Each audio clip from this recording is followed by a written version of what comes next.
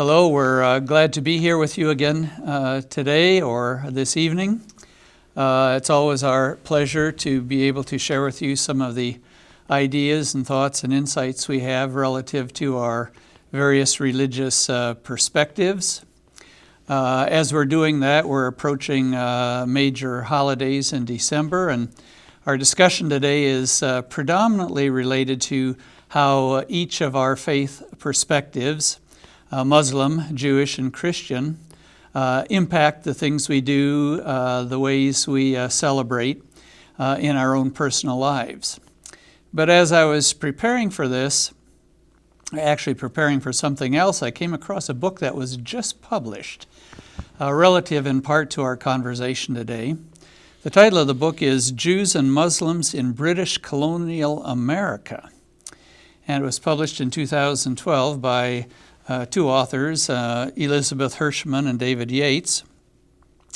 And to my shock and surprise, and I think it'll be interesting to see how our guests today react to this also, their findings were that in the earliest American colonies, the majority of the settlers weren't British, but rather originated from Spain and Portugal and France and Germany, and the Ottoman Empire. And so these two researchers tried to find out a little something about the origin of these early settlers in the United States. And they analyzed data according to naming practices, marriage patterns, business relationships, and DNA testing. And here's what they found. They found that the majority of the early settlers were of Sephardic Jewish or Ashkenazic Jewish and Muslim origins. Muslims both from North Africa and from the Ottoman Empire. And it included settlers in Virginia, both in Roanoke and Jamestown, in Massachusetts, including Pilgrims and Puritans, in South Carolina, many of whom came from Barbados and bore Jewish connections, New York, New Jersey, Delaware, Maryland, and Pennsylvania, where settlers had these surnames, Ali, Arif, and Saladin. And so based on all of their research, they found out that there was a much larger presence of non-Christian colonists in early American colonies, and that was through these non-Christian early settlers that much of the initial growth and economic prosperity of the United States was initiated. Now, with that introduction and giving you a little time to reflect on it, we're going to ask each of our guests again today to introduce themselves and just give a brief summary of perhaps the most important aspect from their own faith perspective that comes to the forefront in their celebration during this holiday season. Dean. Well, thank you, Dan, for that interesting and surprising introduction. You had mentioned that just a few minutes before we sat down here, and I think my head is still spinning from that, and I'd love us to have a chance to talk about that if we can, although it will be really surprising and sort of off the cuff, as will maybe many of our other comments here today. Dean Simpson is my name. I'm pastor of Cross Lutheran Church, just 10 miles from where we're sitting here, little town of Roberts. I've been there now this January for 17 years. And so I was raised as a Methodist, a little boy growing up in various small towns in Wisconsin, and eventually met and married a Lutheran, and then became a Lutheran in a Lutheran seminary and church, and have been pastor here at Cross for 17 years, as I say. I guess I have to say that the most, the dominant theme of this holiday season for me as a Christian would, of course, be the Festival of the Incarnation. We see God, we believe, in the person of Christ, more clearly revealed there than God might be in other places. And surprisingly, however, if that's so, what we see is a very sort of humble and weak and welcoming and non-judgmental God who eventually dies on a cross, praying for the forgiveness even of those Roman soldiers pounding the nails through his hands and feet, and praying for the forgiveness of his enemies. And so we hope in the season of goodwill, we call it, that we as Christians might do a little soul searching and ask, how is it we might ourselves embody this welcoming, merciful, gracious presence of God in our own behavior, our own celebrations, our own mealtime fellowships of welcoming strangers, laying down our arms and making peace in the world. I'm afraid we don't have a very good record of that.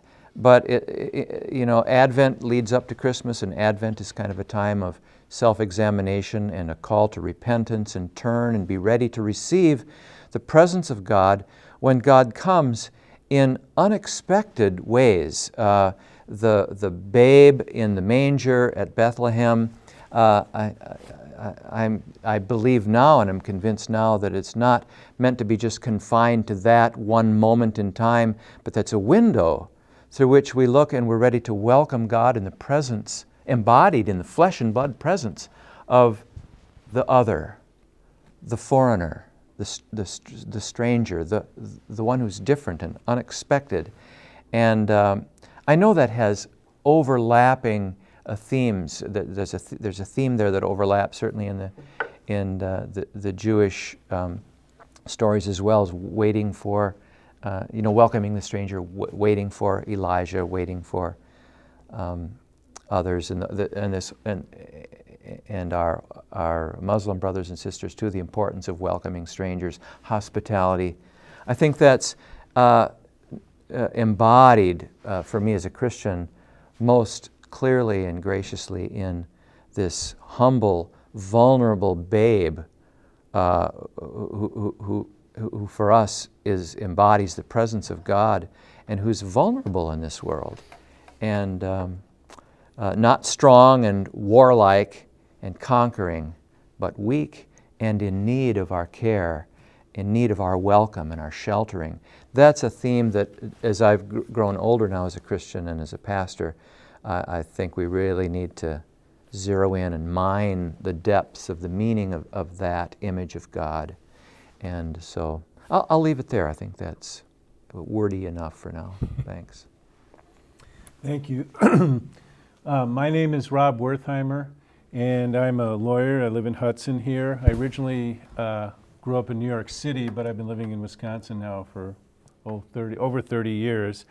I'm what's called a 2G, as they say. My mother is a Holocaust survivor, so I'm second generation, and my kids are 3G. They just use those terms now. But my mother was a hidden child in World War II, and that shaped a lot of my growing up and adulthood as far as being in that Holocaust survivor family.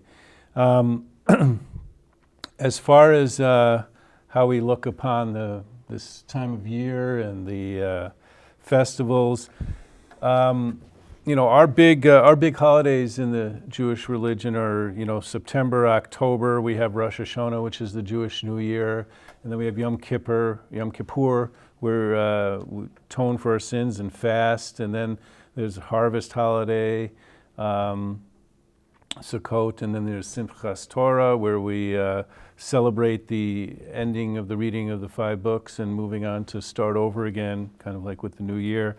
And then in December, usually corresponding with Christmas, although it varies since we're on a lunar calendar, we have Hanukkah, which is compared to like Rosh Hashanah, Yom Kippur are big ones. So compared to that, it's kind of a, I don't know if minor is the right term, but it's not as anything like the Christmas celebration.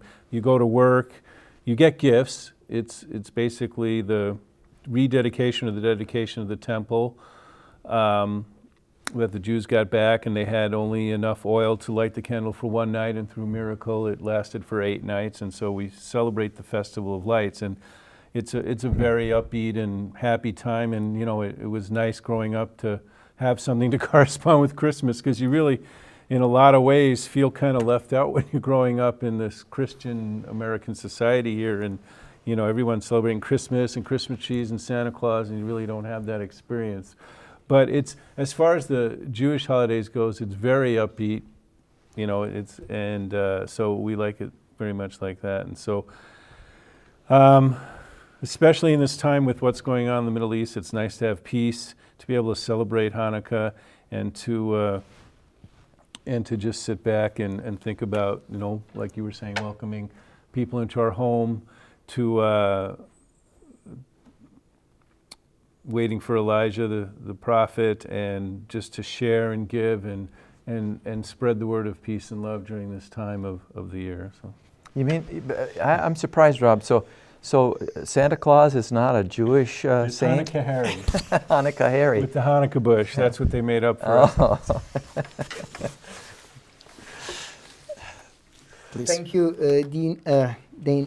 Dan, and it's Amos Shankalic, and I was born in Turkey, and but not raised there. I was raised in Germany, so I spent my childhood there. My dad and the family, they were guest arbeiters in Germany for so long. But then I grew up. We went back to Turkey, and I finished my college there in Turkey. And now I've been here in Wisconsin for almost 8 years now. And I'm working at the university, and I'm a marketing academic. And there's really lots to share about festivities, holiday times, but the time is not the same. It's not overlapping. That's what I have to say, because according to Islam, we have the lunar calendar, so there's really no set festivities because they change, they move around. So for Christmas time, the latest holiday season we have actually in Islam two main holidays, festivities. The first one is Eid al-Fitr, which means we fast for a month and then one day holiday where we kind of celebrate and enjoy that God has accepted our purification through fasting for a whole month. And then we have the other one, which is roughly 2.5 months later, which was 3-4 weeks ago, a month ago actually. It's Eid al-Adha, which means it's after completing the Hajj, is the pilgrimage. You have to sacrifice. Mm-hmm. And all these traditions, actually, when you mention Hanukkah and the others, they overlap somehow in the tradition, because we don't celebrate the birth of Muhammad or of Jesus, but we know the importance of his birth. You said, well, but I don't think he was vulnerable, because he was protected by God at that time. And his birth was quite a miracle according to Quran. And there were so many miracles during his birth, and especially Mary, she was, a special figure again also. And there's so many stories in the Quran about Virgin Mary and about the birth of Jesus, which is overlapping really. But we don't celebrate, so I can't say anything about celebration but we acknowledge his birth, and it's amazing what he really brought. And I just want to add to this, Muslims believe, to be a Muslim, you have to believe in the older scripts, the Abrahamic tradition, and Abraham, David, Moses, the Torah, and the Bible. So we accept everything, we believe in this. So that's really, so what's different? I don't know. And so you mentioned Santa Claus. He used to live, he was born in Anatolia. Mm-hmm. At that time it wasn't Turkey, but was Roman occupied land, and he was born in Tarsus, according to the story, and a Mediterranean coastal city. So I think that's for now. Yeah. I'm Dan Brook. I'm a retired pastor and professor, also from Hudson. Lived here about 16 years, and and enjoy the community. Anyway, so maybe we should, you were talking about St. Nicholas, I presume? Nicholas, yeah. St. Nicholas. Yeah. And Europe still celebrates St. Nicholas Day on December December 6th. Yes. And when we lived there, it always surprised me, and I wish somehow we could have brought this tradition to the USA, that St. Nicholas, for Christians, was separated from Christmas. Because St. Nicholas Day is when all the gift exchange and everything took place, and got that all out of the way. And then Christmas was reserved for the spiritual celebration of the birth of Christ. And I thought, wow, is that smart to separate those two things?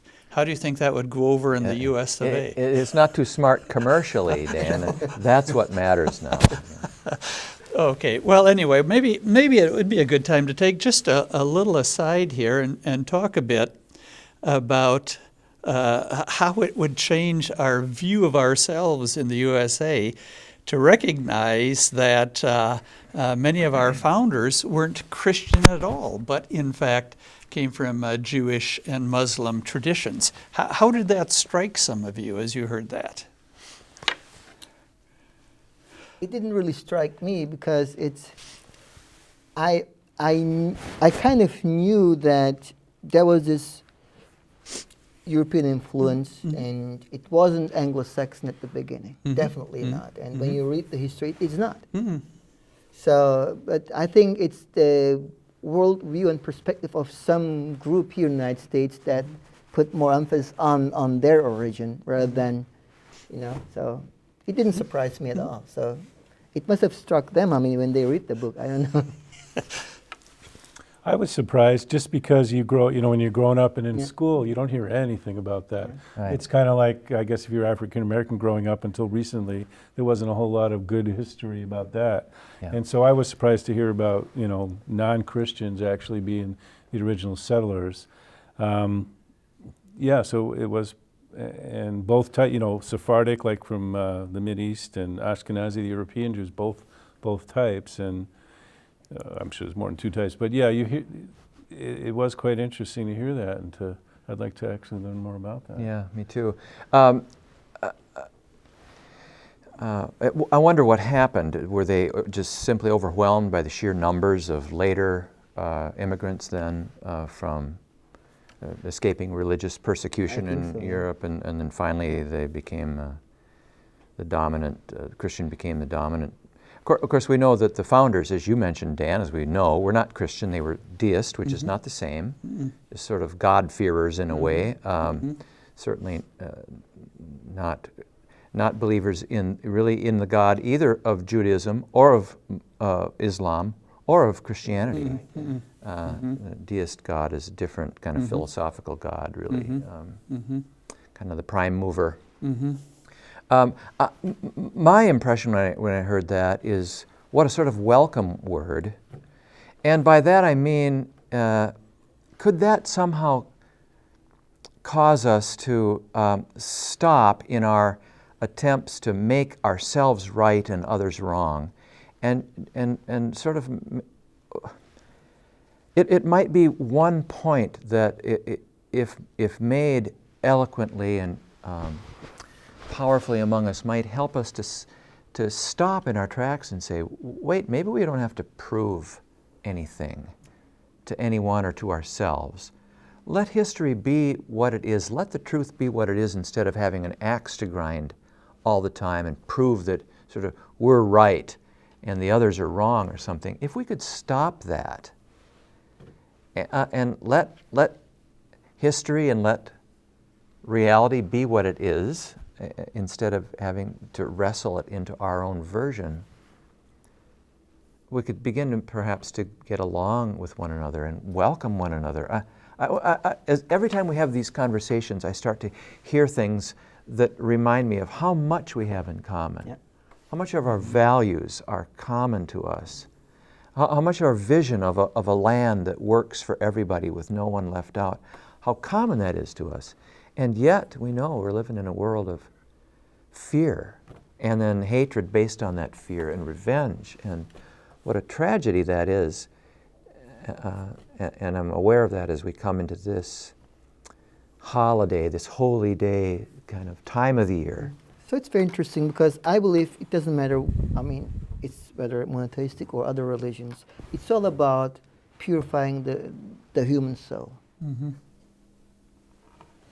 It's a path where individuals are guided through some philosophies or beliefs to become better people. Mm-hmm. Mm-hmm.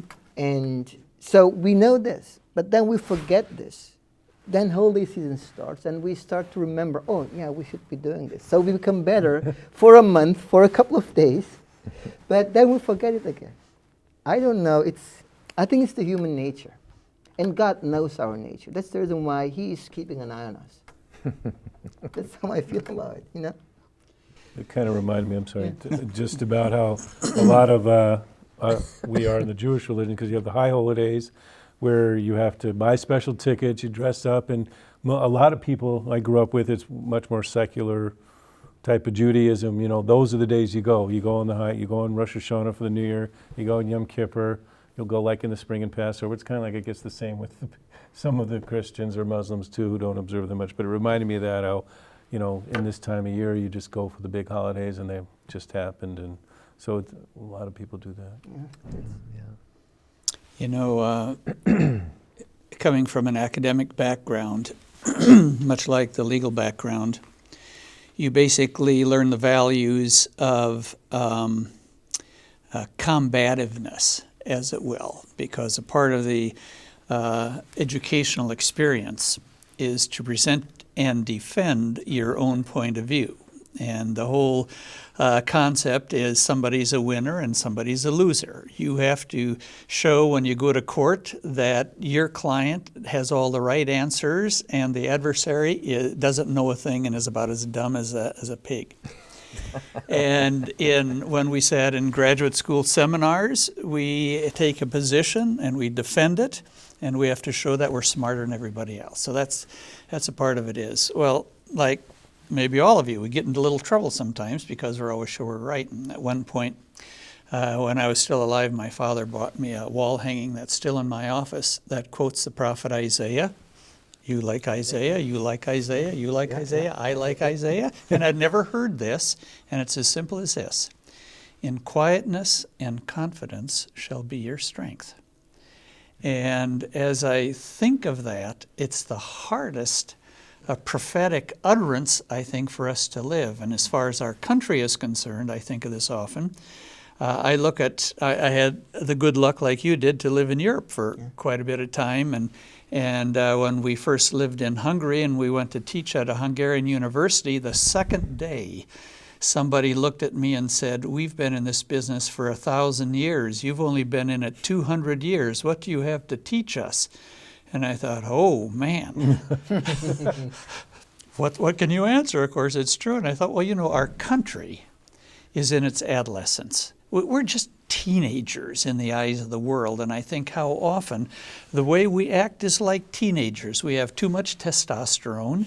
We're just quite sure we know a lot more than our ancestors did, and by gum, we're going to prove it. And so it gets us into all sorts of mischief. We didn't listen to the prophet Isaiah. We're young, and so what can we do about it? If you buy into those two things. It's hard to argue with Isaiah, but you can argue with me, of course. You know what I think we should do? I think we should look for a Christian and a Jewish believer and a Muslim believer and get us sit down around the table and begin to talk and hey, we're doing that. Yeah. I think this is sort of a model that I would like to recommend for anybody who's watching. Not that we're got such good answers or anything, but a model is to sit down and talk. Can we just talk with one another, and with an emphasis on trying to hear one another and trying to learn how to appreciate one another and where we're coming from.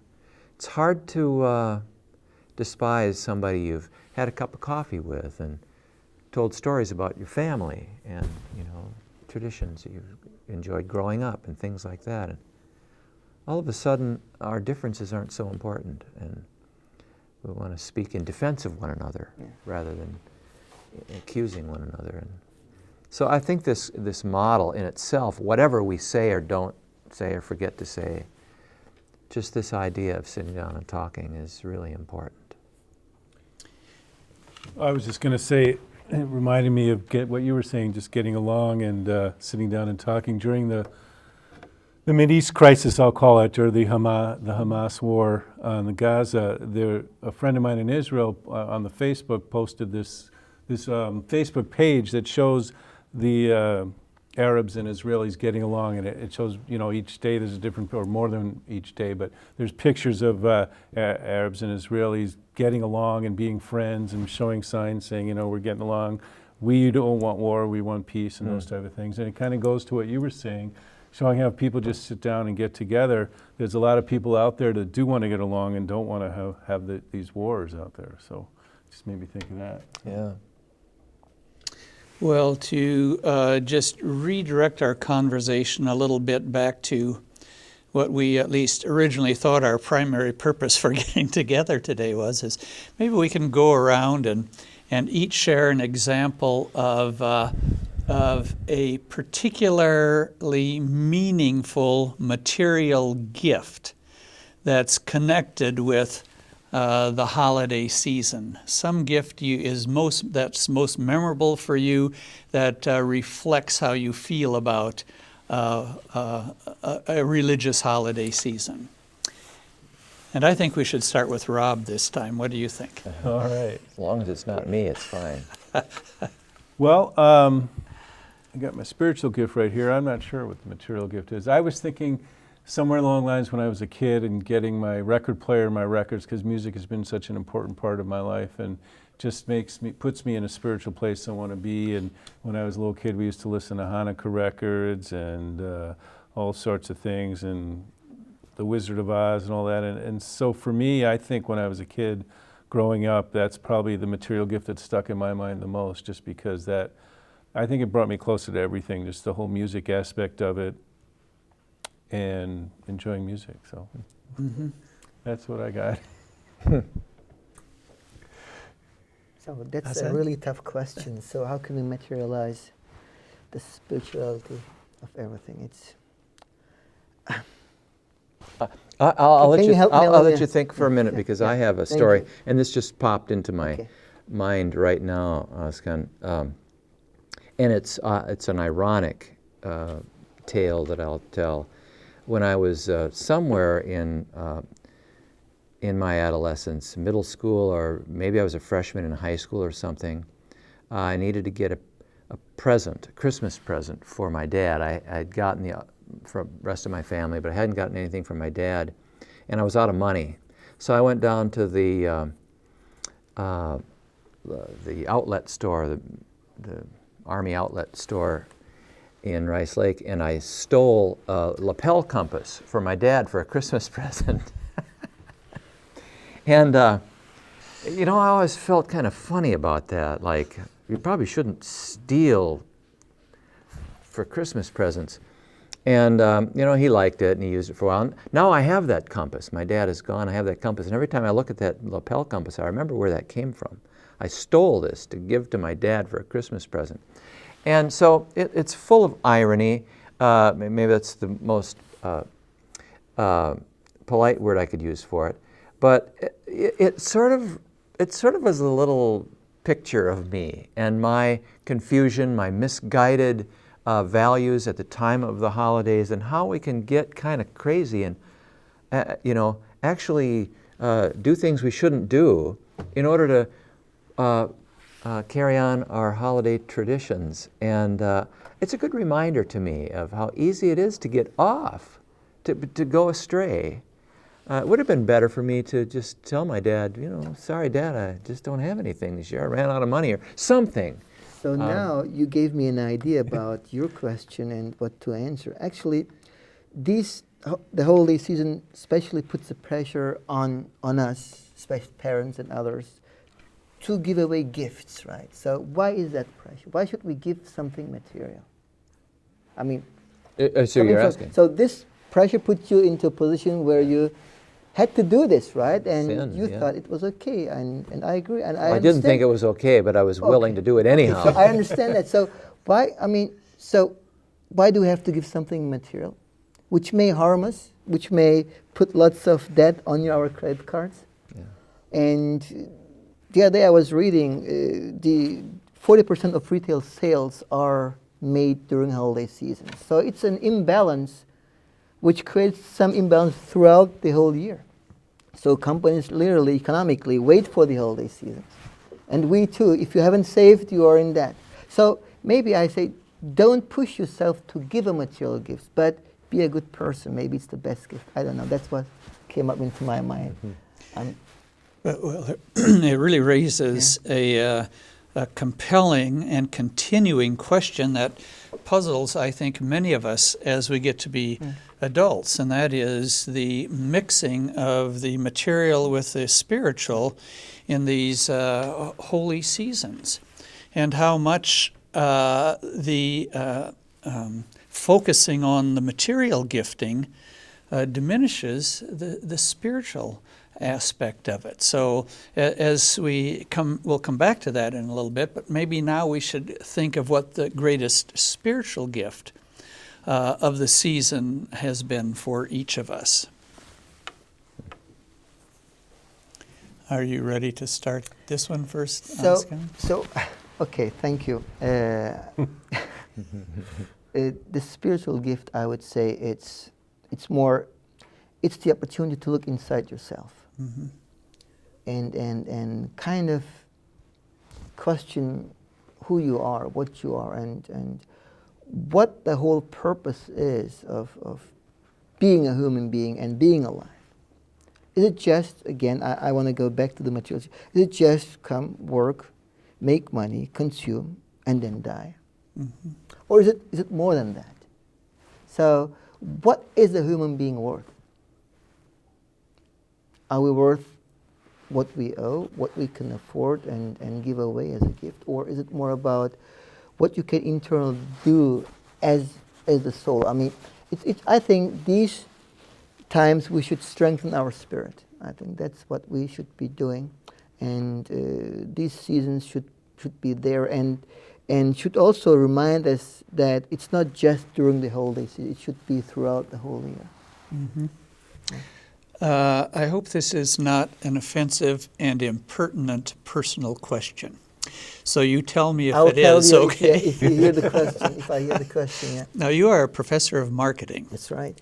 So do you have what communications people call cognitive dissonance as you're teaching marketing techniques sometimes?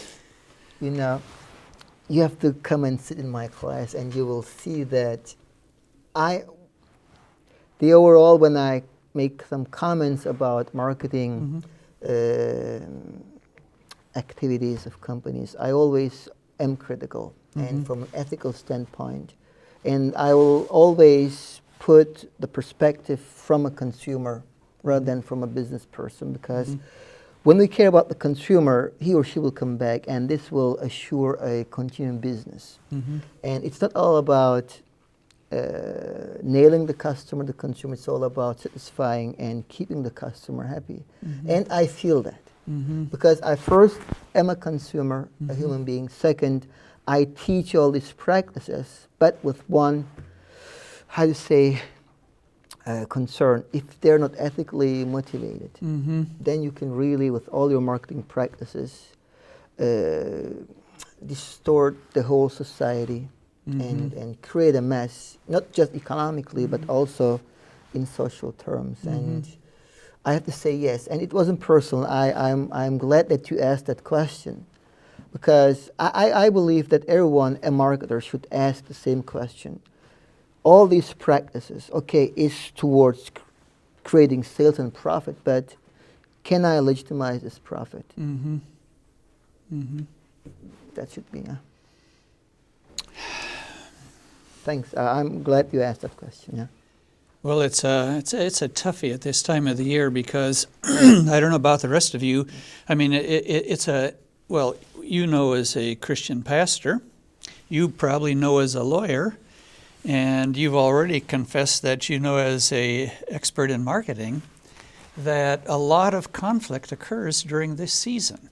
the root of which, for much of it, is just this conflict hitting together of material needs and spiritual needs, and you spend all this time rushing around to fulfill material needs, and Christmas in the Christian case comes and goes. Hanukkah perhaps for you too, and I know yours It was to some recently, degree. yeah. You've lost all the purpose for the thing. You're so tired and worn out, and when it's all over, you just feel down, depressed, and know something was missing and don't know quite how to get a hold of it. It's like a friend of mine used to say, it's like trying to get a hold of a snowbank. You just can't do it. So what do we do? I concur, Dan, and there have been Christmases past where I feel like just a Scrooge, like, oh, I'm glad this is over with. And every year, approaching the season, I think I'm not gonna get into that rat race this year. I'm not gonna have that same experience, and it's not easy. It takes constant vigilance. I'm not comfortable with an easy distinction between the spiritual and the material. I think they're two bound together, which is one meaning of what I think Christians mean by the incarnation. Mm-hmm. Spiritual and physical come bound together in this life. We are both, all of us. And one of the experiences I had as I thought about your question came from my childhood that still stays with me, and it was at a Methodist church not far from here down in River Falls. I was just a little boy and went to Christmas Eve service, and we put on the Christmas story every year, and we would have members of the church act out the parts, and there were some high school boys, I'm sure they were, who were playing the part of the three wise men who come to visit the baby Jesus. And, because we have got to get it all in this Christmas story, even though it didn't happen at the birth and so on. But anyway, they walk up bearing their gifts up this long aisle. It wasn't that long, but when you're just a little guy, it looked like a big church. You had a big Christmas tree, and the people in their Christmas costumes acting out the pageant. And these, to me, were the wise men going to see the baby Jesus. And it was kind of dark, and they were singing "We Three Kings," and each one sang their solo, bearing their gift, and walking very somberly up there. And I remember that as being one of the holiest moments of my growing up, was that one Christmas pageant, standing in awe of these wise men. I'm sure they were high school kids like I was in high school, probably had no real concern for, the Christ child at all. But the telling of that story and the acting of it out, somehow they became the wise men for me. And I don't know, sometimes I wonder if I'm not a Christian pastor today because of that silly Christmas pageant in that Methodist church in River Falls, Wisconsin, because it touched me very deeply. I was in awe. And so the spiritual part of it for me every year is the children and the telling of the story and sort of acting it out in all our kind of silly sometimes ways, and it kind of gets on our nerves, and going to get these kids in here and get them to settle down and be quiet and learn your lines. And it's frustrating, and it makes the season kind of long and difficult for us adults who think we got to make the kids mind. But on the way, there are these holy moments that occur in the midst of the frustration and the fatigue. And I can't let myself forget that. For one little guy that I was, that was a very, very formative experience. And it wasn't full of doctrine. It wasn't full of philosophy. It was just this story of these holy people and this holy visitation. Could have been the story of Moses, or it could have been the story of Muhammad, but it was the story of Jesus for me as a Christian. And it got me ready for life and for asking your question, Ozkan, what are we here for? What's this really about? In a way that nothing else could have done, just the telling of the Christmas story. Yeah. So, and it stayed with me. I mean, you can tell. I mean, it's moving even when I think about it now. You know, more than 50 years later. I'm sure I was probably 6 or 7 years old, and So you remember? yeah, and I do remember. Yeah. Well, so why is it that we don't listen to the children more? I'm thinking of what Rob said about the conflict in the Middle East, and that's duplicated through all parts of the world. The people who get us into mischief are us.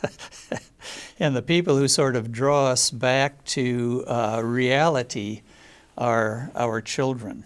You know, when I was a young college professor, one of my colleagues had just attained a PhD from the University of Chicago. I didn't have one yet, and I was really envious, and I said, man, it must have been really hard to get that PhD at the University of Chicago.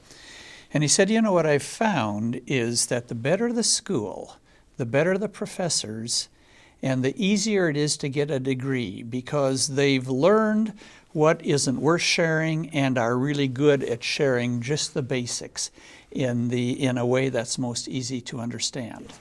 So somehow it seems like we adults have garbled the message.